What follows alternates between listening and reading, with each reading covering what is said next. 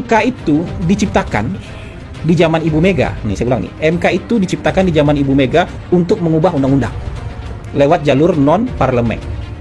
Jadi kalau nggak ada yang memohon ke MK untuk mengubah aturan, untuk mengotak-atik aturan, MK nggak ada kerjaan. Hasan Nasbi menyebutkan bahwa MK adalah lembaga non-parlemen untuk mengubah undang-undang. Jelas ini pembodohan. Kenapa pembodohan? Padahal jelas banget ya tertulis bahwa wewenang MK adalah menguji sekaligus mengadili undang-undang yang digugat. Dan wewenang MK yang bisa diambil itu adalah mengevaluasi sekaligus membatalkan undang-undang. Hanya sebatas itu tok, membatalkan, selesai.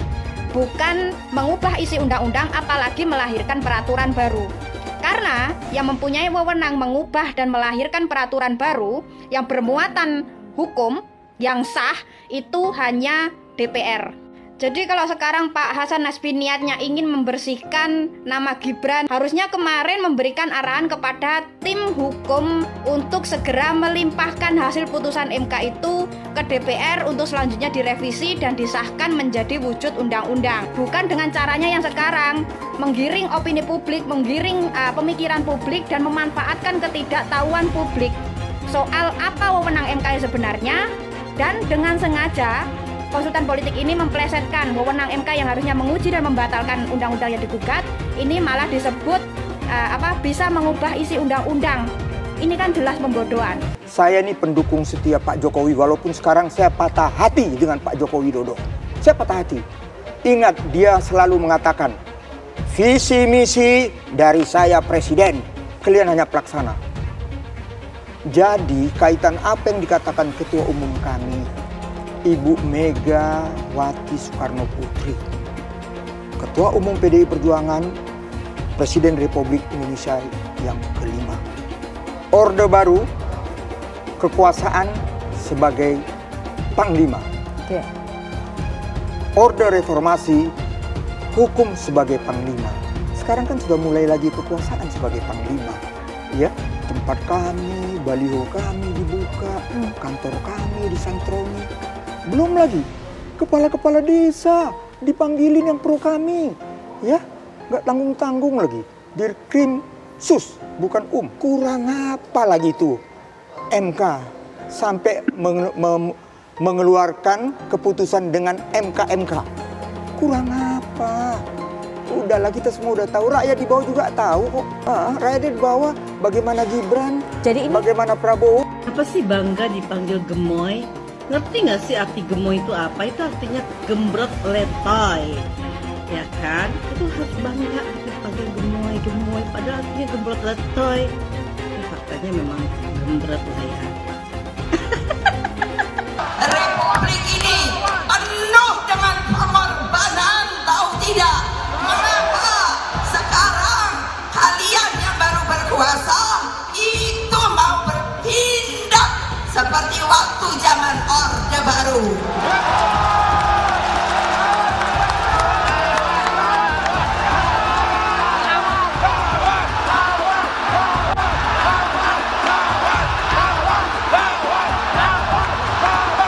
Berani tidak? Berani tidak?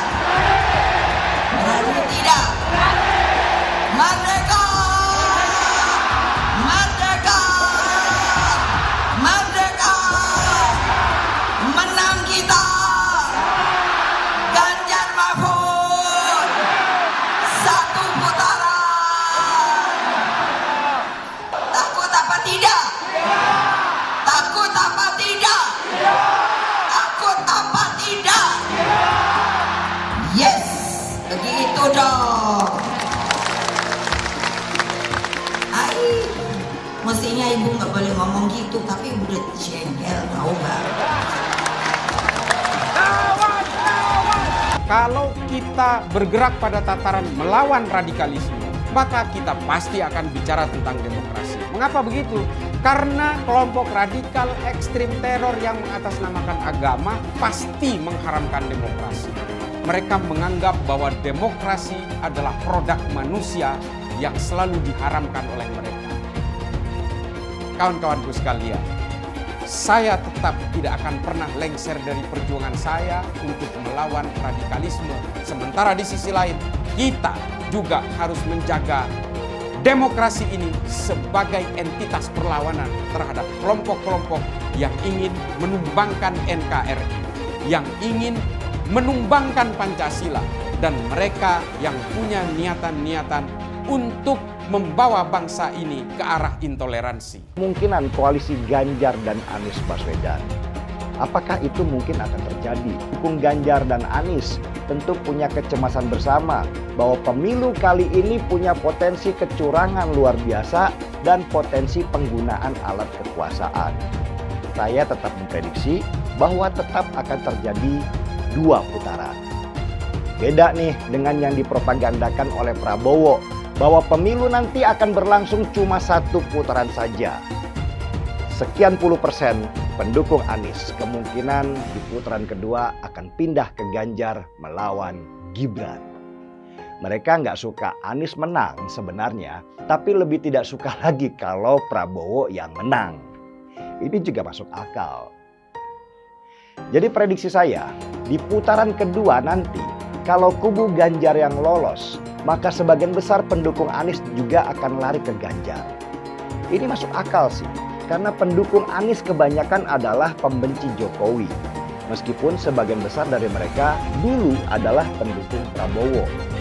Tetapi dengan adanya Gibran yang sekarang ada di samping Prabowo, maka kebencian mereka terhadap Jokowi akan semakin tinggi. Dan lebih baik buat mereka memilih yang buruk dari yang terburuk, yaitu Ganjar Pranowo. Kiraan saya dari kacamata intelijen, itu strateginya saya lihat mungkin strategi sasarannya 1 putaran. Jadi kalau menurut perkiraan intelijen ini hari, dan kalau tidak ada perubahan yang signifikan, Prabowo, Gibran akan menang. Ini semua yang nanti siap menampung masa atau pemilihnya Anies Baswedan 2 putaran. Dengan asumsi Anies Baswedan kalah hingga 2 putaran, mereka akan masuk semua ke sini. Tidak mungkin kegama. Itu analisa saya. Untuk seorang nasionalis, tempat berdiri saya hanya 1. Bukan pasang kaki, enggak. Pasang kaki 2, 3, enggak. Hanya pasang kaki di 1 tempat, yaitu di tempat orang-orang yang nasionalis, yang berwawasan kebangsaan, yang berfilsafat hidup Pancasila. Seperti Prabowo itu menyatukan diri dengan Jokowi waktu sesudah Pilpres, bersatu lagi. Mereka bersatu karena punya satu wawasan kebangsaan, punya prinsip bahwa seorang nasionalis harus 1. Kalau sekarang sampai 2, itu menurut saya itu yang salah, bukannya saya yang salah. Saya tetap berdiri di prinsip bahwa nasionalisme adalah segalanya untuk Republik Indonesia. Saya selalu menggaungkan yang namanya narasi keberlanjutan, narasi penyempurnaan. Jadi nggak ada yang namanya arah baru atau perubahan. Kalau surveinya bagus, kita kerja keras lagi, biar bisa 1 putaran. Bahwa sudah saatnya pemuda memimpin bangsa Indonesia. Prabowo Gibran. Saya ulangi sekali lagi semua, Prabowo Gibran. Cara reformasi dilokomotif juga oleh anak muda. Terus kenapa orang mempersoalkan kalau anak muda yang memimpin bangsa ini? Pemuda lah yang akan menentukan siapa capres dan cawapres yang akan menang di pertarungan Pilpres 2024. Nah, yang pasti kalau buat saya dibandingkan misalnya Pak Gibran jadi maju gitu, Mas Gibran gitu ya. Ya saya pilih Ganjar sama Mahfud lah, karena lebih teruji kan. Karena jadi wali kota baru 2 tahun 3 tahun kan belum teruji juga. Ini urus negara loh, mau jadi presiden loh. Kalau Anda belum lengkap, belum pernah di legislatif, belum nasional ya, maksudnya DPR, kan DPR belum ngerti nih pemerintahan seperti apa. Anda belum pernah di eksekutif yang tingkat provinsi, Anda nggak ngerti jadi presiden nanti. Ini bukan soal belajar-belajar, coba-coba loh. Ini negara dipertaruhkan untuk 2045. Kita kan mau mencapai 100 tahun ini mau jadi apa? Kalau coba-coba, ini negara sebentar lagi 300 juta penduduk kita. Mana boleh kita kasih orang coba-coba. Saya tidak meremehkan anak muda ya. Anak muda bisa lebih kreatif gitu ya. Tapi bicara tata negara harus mengerti konstitusi. Anda bukan hanya untuk berani untuk maju. Kalau cuma berani maju, banyak bisa kita pilih orang berani maju. Tapi yang lengkap dengan track record ini kan butuh waktu pembuktian. Pasti. Pak Ganjar, Pak Mahfud yang lebih pengalaman. Saya tidak mau anak cucu saya harus nunggu sekian tahun lagi. Kayak pengalaman Jakarta gitu kan, nunggu lagi mundur. Males sudah. Jadi kita nggak usah coba-coba deh. Udah jangan dengerin janji-janji manis orang. Buktikan aja selama ini bagaimana. Lebih setuju lagi apa yang disampaikan calon presiden Pak Ganjar Pranowo. Tadi saya bisik-bisik ke beliau, Pak, nanti habis dilantik, besoknya langsung masuk ke kedaulatan pangan. Nggak usah lama-lama. Perencanaannya disiapkan sekarang, begitu dilantik besok langsung masuk ke kerja kedaulatan pangan. Sehingga swasembada pangan, ketahanan pangan, kedaulatan pangan itu betul-betul kita miliki. Dan saya yakin Pak Ganjar mampu menyelesaikan ini. Ya kita jujur aja ngomong, kalau Anda mau jadi presiden, wakil presiden, nah, kalau Anda tanya sama saya, kamu mau jadi politisi, mau jadi apa sih? Ya kalau nggak beres negara ini, ya saya mau jadi presiden. Karena cuma jadi presiden bisa cepat membereskan itu. Coba lihat, kayak di DKI, kok nggak ada Ahok, nggak ada demo. Kalau Ahok nggak nyalon kan nggak ada masalah kemarin. Coba kalau ada Ahok, jadi Ahok itu adalah orang yang tidak boleh di politik. Karena dia membuat bangsa ini tidak bisa bersatu. Itu terbalik-balik. Yang pengen pecahin orang siapa? Kok saya yang dituduh? Ini bagi saya itu aneh gitu loh. Tapi itu fakta. Nah, makanya saya tetap ada di PDI Perjuangan. Karena satu-satu partai yang tetap mencalonkan saya di DKI dengan ancaman macam-macam hanya PDI Perjuangan. Kata Ibu Mega, mau jadi apa bangsa ini? Kalau kamu Pak Ahok yang bisa kerja, yang jujur, tidak boleh mencalonkan diri. Masa orang yang nggak jujur, yang itu mau yang bisa dicalon, katanya mau jadi apa, bisa kerja apa? Makanya saya pribadi ya putuskan dia ikut Ibu Megawati, PDI Perjuangan. Saya itu dia bisa berani terang-terangan. Kalau di DKI dulu saya sudah mundur, dianggap bikin kacau, bisa bikin demo. Ini sesuatu yang aneh menurut saya gitu loh. Nah, Ibu Mega nggak boleh mundur, harus maju. Mau jadi apa bangsa ini katanya, kalau kamu ditekan untuk mundur. Nah itu yang saya sampaikan. Bilang dihalang-halangi, Anies masih sering bikin acara di sana-sini. Bebas pula. Duh, nggak capek apa ngibulin rakyat mulu, Pak? Nah, yang gue pertanyakan nih, Anies itu kampanye di mana-mana sering naik pesawat jet. Nah, pesawat jet biaya sewanya dari mana, Pak? Atau itu pesawat jetnya siapa, Pak? Coba jujur deh. Karena setahu gue nih, itu punya bos Anda, Surya Paloh. Anies bicara soal pendidikan. Padahal waktu dia di Jakarta, dia sendiri nggak mampu buat memberikan bangku sekolah yang cukup waktu mimpin di Jakarta. Artinya, dia nggak mampu memberikan bukti kalau omongan dia itu bisa dilaksanakan. Anies bilang, setiap jabatan harus diisi sama orang-orang yang kompeten. Lah, faktanya di Jakarta, beberapa jabatan diisi sama orang-orang dekatnya dia. Nggak kompeten pula. Terus TGUPP. Itu yang jumlahnya seabrek-abrek, fungsinya buat apa, Pak? Kok Jakarta makin berantakan sih? Sekali lagi, Anies nggak bisa membuktikan omongannya. Anies bilang dia akan membuka lapangan kerja.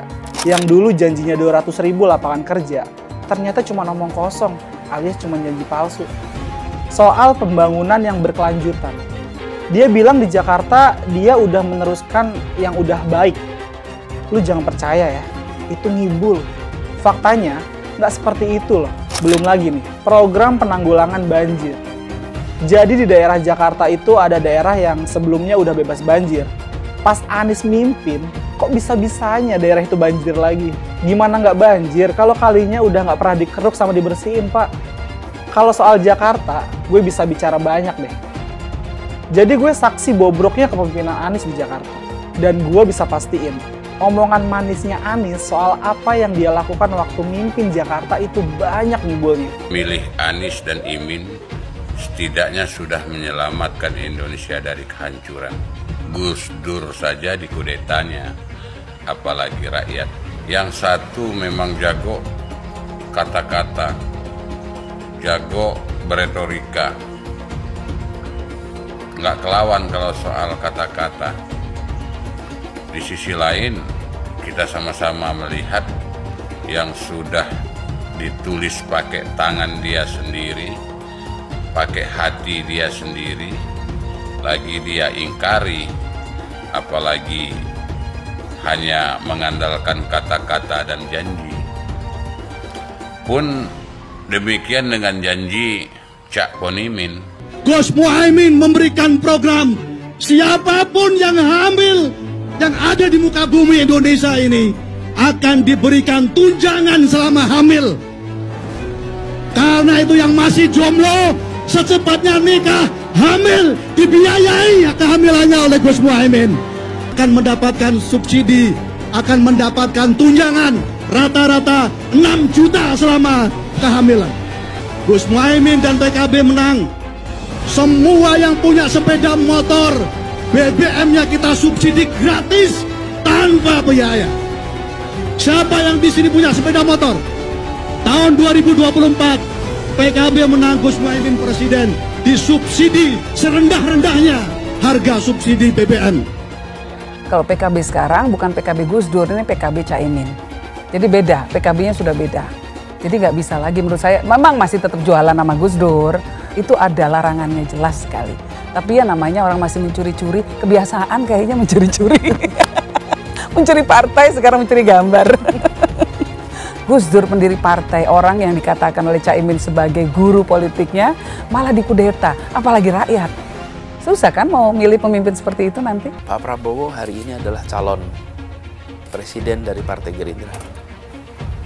Saya sampaikan berkali-kali bahwa saya tidak ingin menjegal, saya tidak mau menjadi orang yang dibawa untuk berhadapan dengan Pak Prabowo dan menghentikan Pak Prabowo. Saya tidak mau.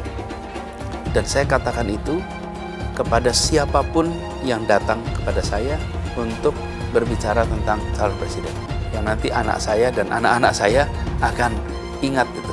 Nah, saya tidak mau mengkhianati, menikam pada orang yang dulu sudah bekerja, membantu, dan berjuang bersama. Bapak Politik Identitas Indonesia Anies Baswedan, Bapak Intoleransi Indonesia Anies Baswedan, jangan lupakan, jangan terlena, jangan sampai dia pecahkan kita dengan dagangan ayat dan mayatnya. Air itu turun dari langit, turunnya ke atap rumah langsung sumur bor, bukan ke sungai dan ke laut. Saya mensyukuri kenapa kalah, kenapa ditahan.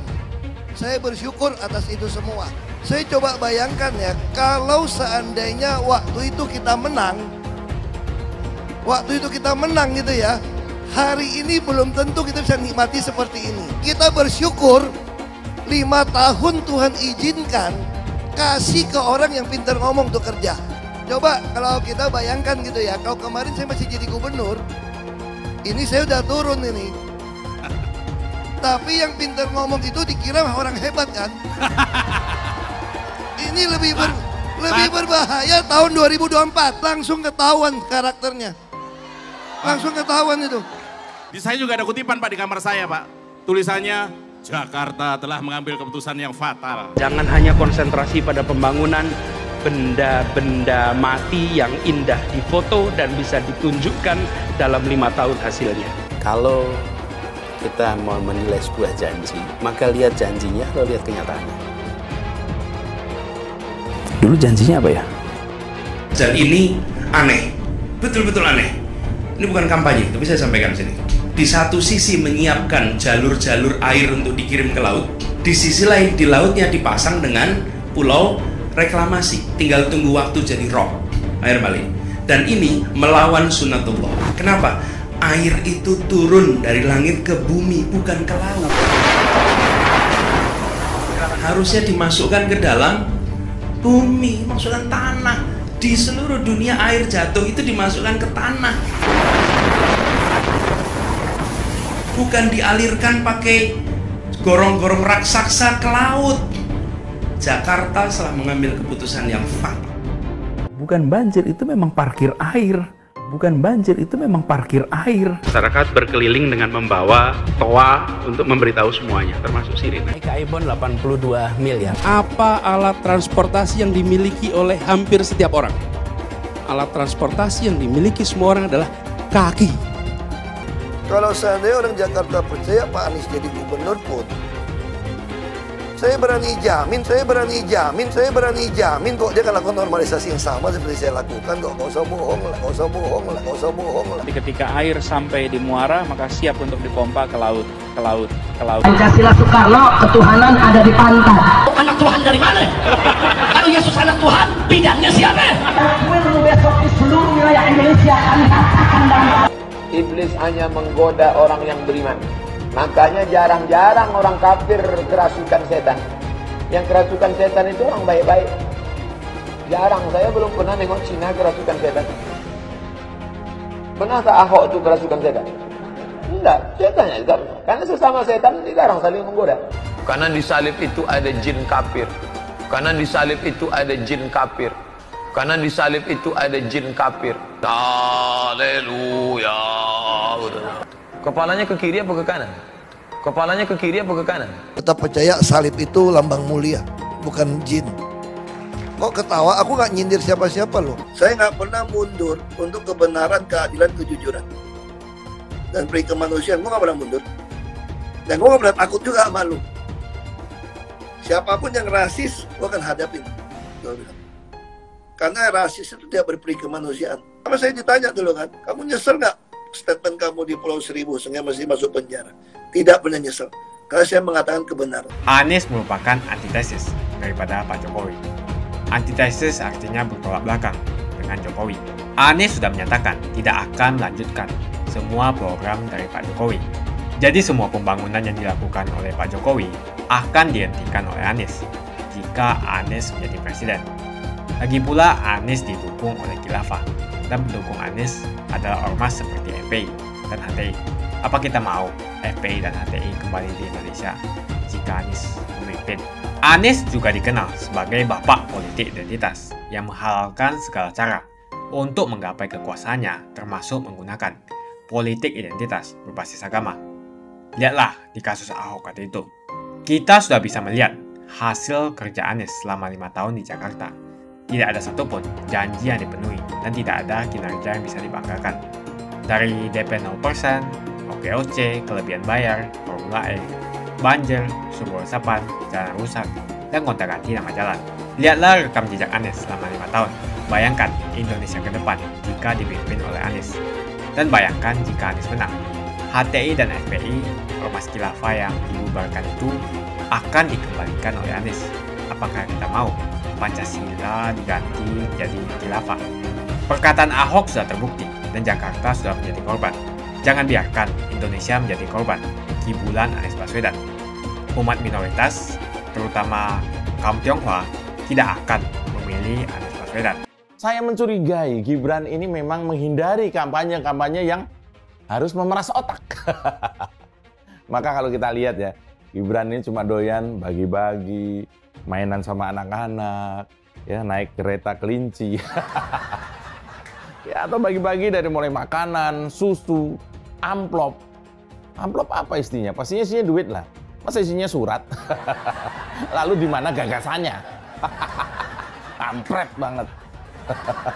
Nah, menariknya adalah ketika ada yang ngotot bilang bahwa gugatan usia capres atau cawapres itu ditunjukkan untuk anak muda biar jadi punya peluang yang makin lebar untuk menjadi pemimpin dan atau bahkan disebut mewakili aspirasi dari kalangan Gen Z dan milenial. Kalau tahu motif sebenarnya dari lahirnya aturan yang sangat amis dengan aroma nepotisme itu, pasti Anda setuju bahwa ini alasan dicari-cari aja dan cuma omong kosong. Ya, saya dengar ya, masih ada yang gugat soal putusan MK. Soal boleh wali kota nyapres meski usianya belum sampai 40 tahun. Nah, mungkin penggugat ini punya pendapat yang sama dengan lebih dari 100 juta rakyat Indonesia yang tidak setuju dengan produk aturan yang memang terbukti sebagai media kecurangan keluarga Jokowi ini. Itu kata Majelis Kehormatan MK loh ya. Kalau Anda adalah anak muda biasa, bahkan telah menjadi kepala daerah sekalipun, hasil keputusan MK yang meloloskan Gibran itu belum tentu terjadi juga ke Anda. Kenapa? Karena untuk jadi calon, cawapres atau capres, tetap harus ada dukungan partai atau gabungan partai-partai minimal 20%. Apakah ada bupati atau wali kota nanti yang bapaknya bukan siapa-siapa mendadak mampu mengkondisikan partai-partai besar untuk mendukungnya menjadi capres atau cawapres? Ya itu sih halu. Emang dengan umur muda saja cukup buat nyapres? Memang dengan label Gen Z dan milenial itu udah bisa langsung ikut daftar cawapres di KPU. Kecuali anak muda itu adalah anak presiden yang belakangan terbukti menjadi wali kota pun karena intervensi bapaknya. Karena belum tentu sampai beberapa generasi ke depan ada presiden yang cukup nekat tanpa malu memaksakan diri memajukan anaknya sendiri untuk ikut pilpres saat dia masih menjabat, masih berkuasa. Dan lalu teriak-teriak soal netralitas. Kampret banget kan? Ya jelas saja, anak-anak muda saat ini yang generasinya dicatut oleh Gibran dan keluarganya masif melakukan protes dengan cara mereka masing-masing. Anak-anak Gen Z dan milenial yang generasinya ditumpangi dan ditunggangi sebagai alasan terkuat terjadinya kong kali kong antara keluarga dan paman di MK ini, jelas saja melakukan protes. Karena faktanya memang keputusan MK soal batas usia itu bukan buat mereka. Mungkin sampai ratusan tahun ke depan, hasil keputusan MK soal ambang batas usia itu hanya akan digunakan sekali. Ya buat Gibran ini. Artinya apa? Keputusan MK soal batas usia memang bukan untuk anak muda biasa. Itu memang di custom hanya bisa buat Gibran aja. Kampret banget kan? Ya, dengan baru 2 tahun jadi wali kota yang ternyata juga hasil jerih payah bapaknya, kemampuan dan pemahaman soal pemerintahan pasti masih minim. Sekarang kita tahu kenapa Gibran sering absen di debat atau diskusi. Nggak ada yang bisa didiskusikan soalnya kan. Apalagi Gibran ini sejak diumumkan sebagai cawapres tidak pernah menghadiri diskusi terbuka terkait gagasan, visi misinya misalnya. Ini lebih parah lagi. Saya mencurigai Gibran ini memang menghindari kampanye-kampanye yang harus memeras otak. Maka kalau kita lihat ya, Gibran ini cuma doyan bagi-bagi, mainan sama anak-anak, ya naik kereta kelinci. Ya, atau bagi-bagi dari mulai makanan, susu, amplop. Amplop apa isinya? Pastinya isinya duit lah. Masa isinya surat? Lalu di mana gagasannya? Kampret banget. Kalau dari dasar majunya Gibran saja sudah mengkhianati anak muda karena berlaku curang dan penuh kerjasama dalam kegelapan itu, apa iya Gibran masih layak disebut mewakili anak muda? Dia mewakili ambisi keluarganya. Kampret banget deh.